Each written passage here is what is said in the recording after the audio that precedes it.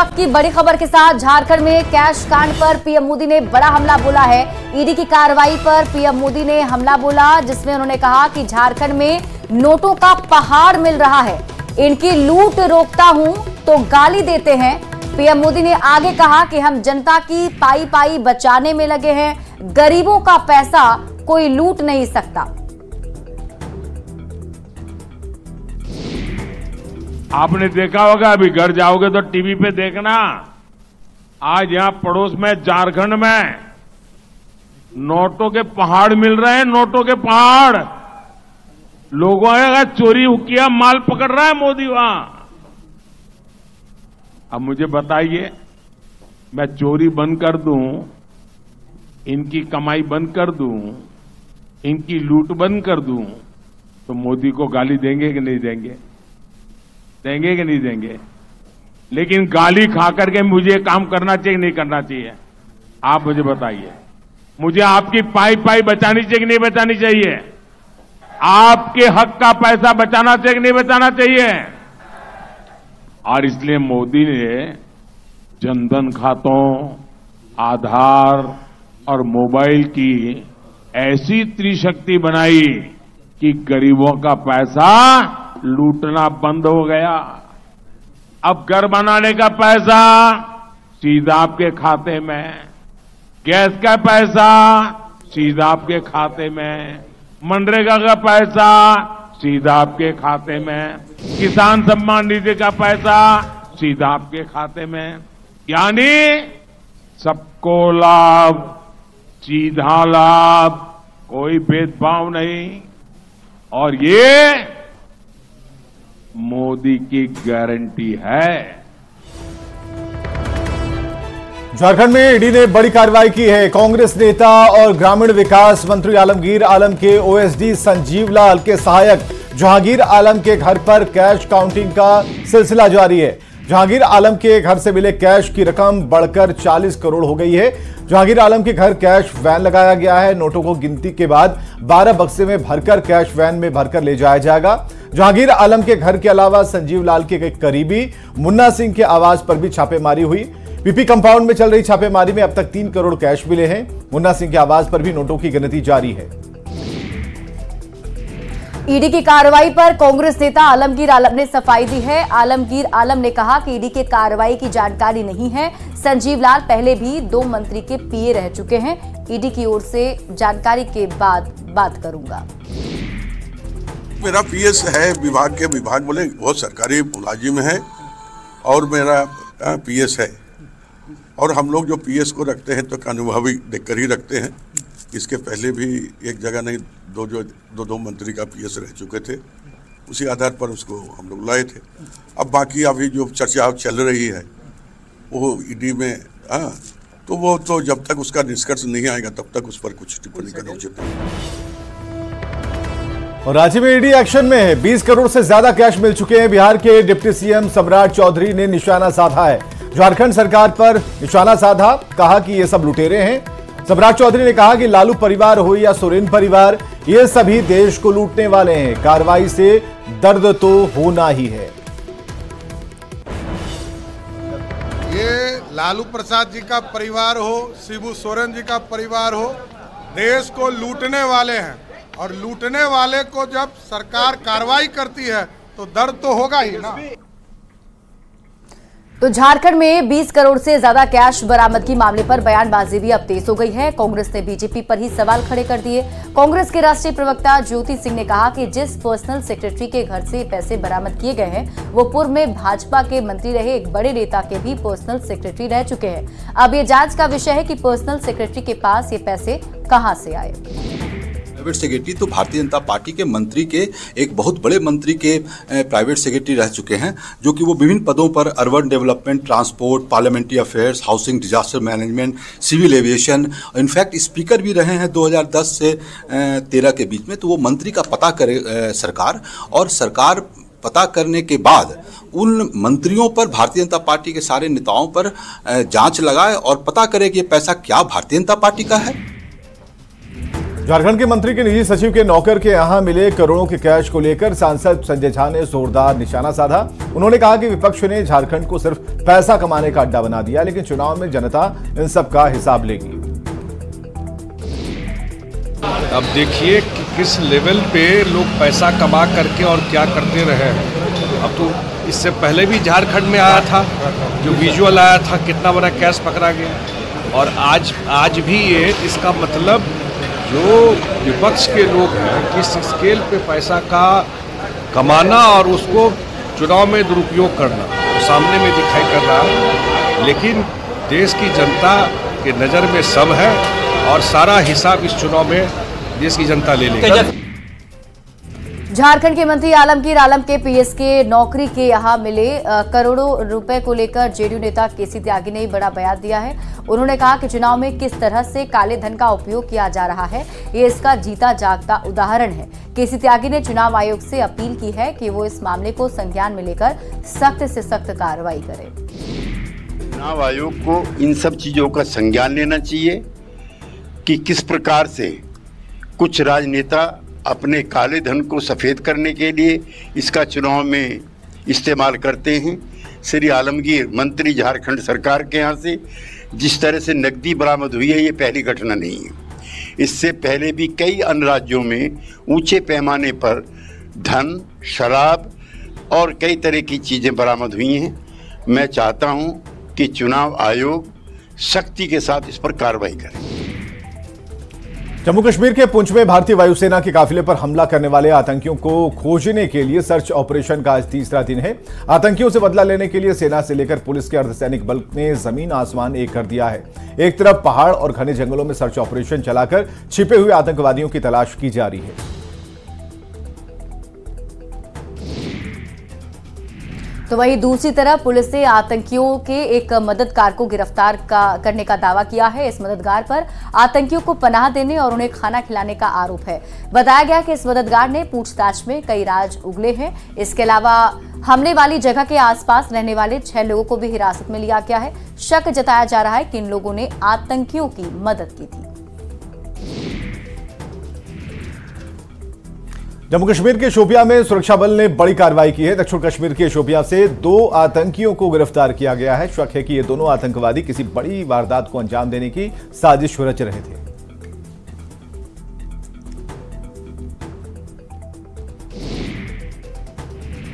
CM Nitish Kumar ने बाढ़ के सिलदही में जनसभा को संबोधित किया है। सीएम ने जेडीयू उम्मीदवार ललन सिंह का प्रचार किया और लोगों से ललन सिंह को वोट देने की अपील की। उनके साथ मंच पर सांसद संजय झा, विधायक ज्ञानेंद्र सिंह ज्ञानू और नीलम देवी भी मौजूद रही।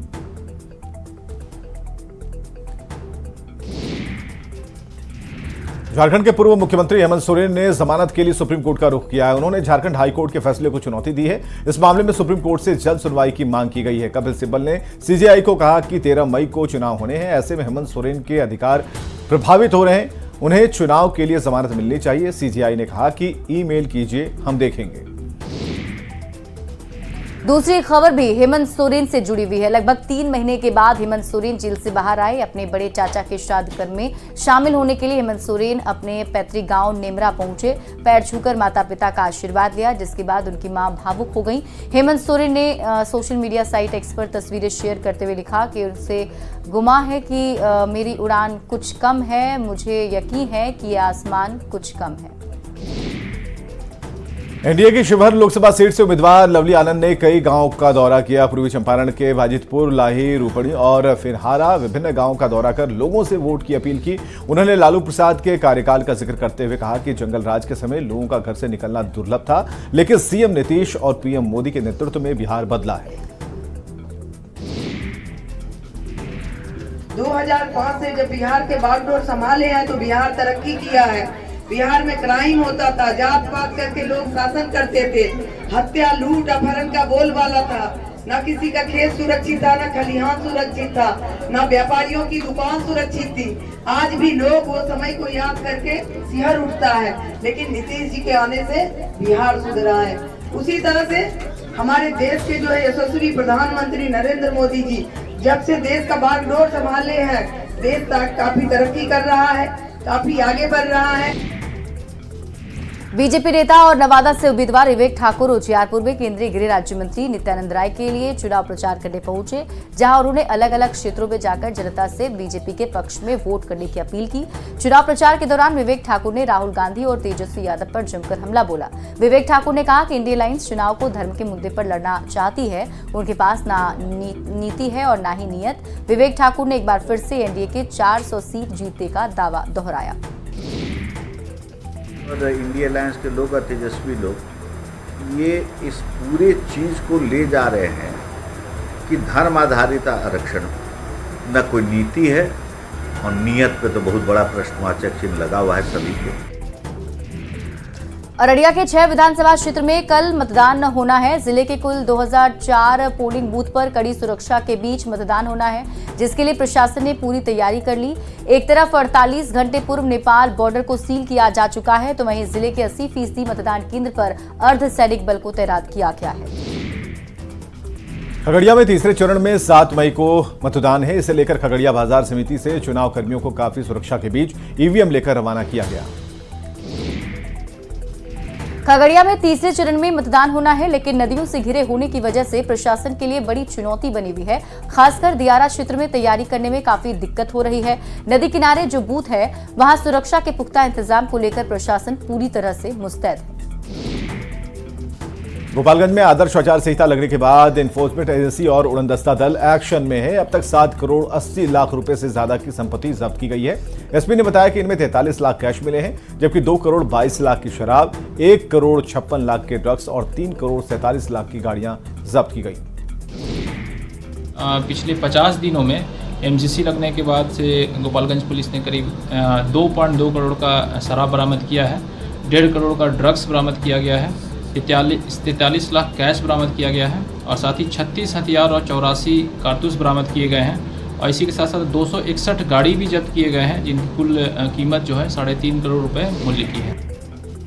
बेगूसराय में चुनाव प्रचार के दौरान केंद्रीय मंत्री गिरिराज सिंह ने फारूक अब्दुल्ला के बयान पर जोरदार पलटवार किया है। उन्होंने कहा कि अगर पाकिस्तान के पास परमाणु बम है तो भारत के पास भी पटाखा नहीं है। गिरिराज सिंह ने कहा कि फारूक अब्दुल्ला पर और भी कई गंभीर आरोप उन्होंने लगाए।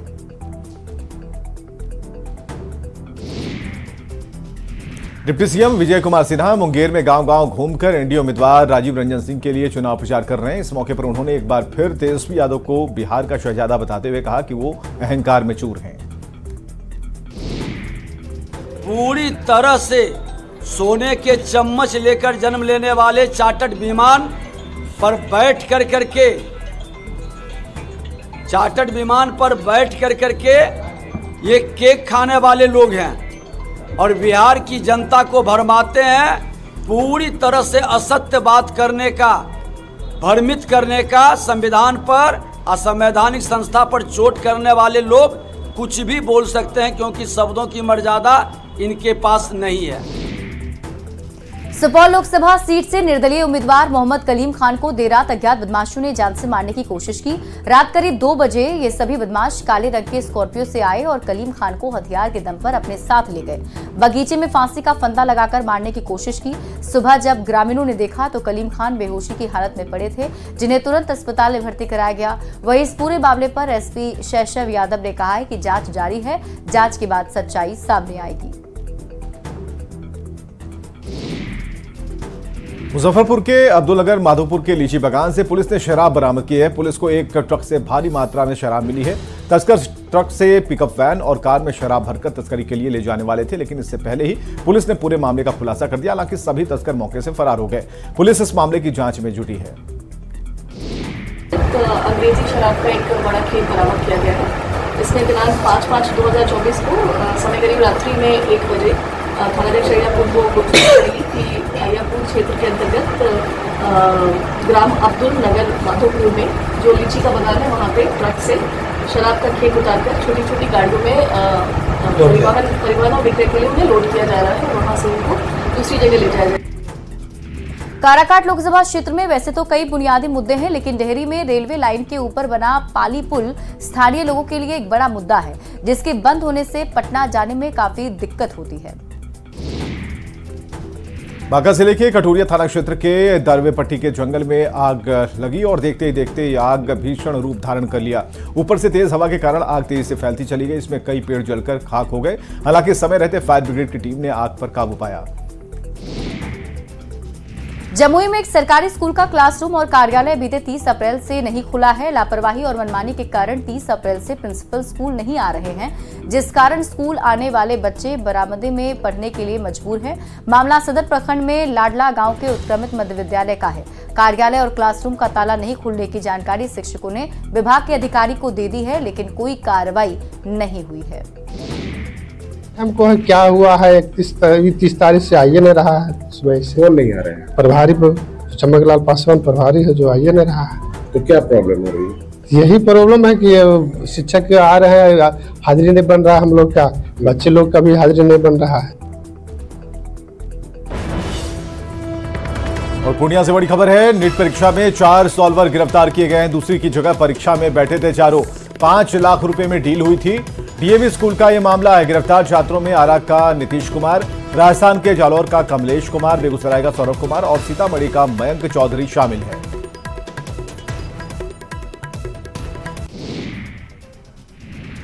और अब बात करते हैं गर्मी की। पटना सहित पूरे बिहार में लोगों को गर्मी से राहत मिली है। आज सुबह से ही आकाश में बादल छाए हुए हैं और तापमान में गिरावट देखी जा रही है। मौसम विभाग की माने तो आने वाले 3-4 दिनों तक बारिश होने की संभावना है।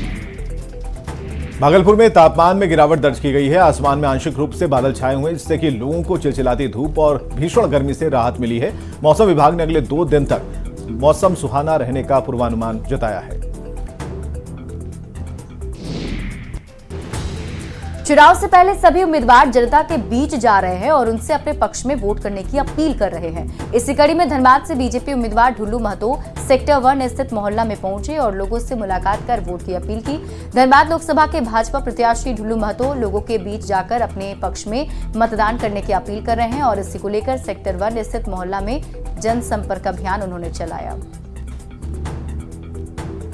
झारखंड मुक्ति मोर्चा सरकार बनने के बाद कोई फंड का इशू नहीं किया, सरकार कोई काम ही नहीं किया, सिर्फ चोरी डकैती मर्डर लूट हत्या। इसके बारे कांग्रेस बात करे, इसके बारे क्या कहना उसको बतावे। इतिहास में पूरे भारतवर्ष में जितना झारखंड में इस सरकार में जितना लूट हुआ है, और लूट में सहयोगी हेमंत सोरेन तो जेल गया, मगर लूटने वाले लोग सारे उनके इर्द गिर्द रहने वाले लोग कौन लूटा नहीं लूटा वो आप भी जानते हैं। और यहाँ रुक रहे एक छोटे से ब्रेक के लिए, जल्द लौटते हैं वापस।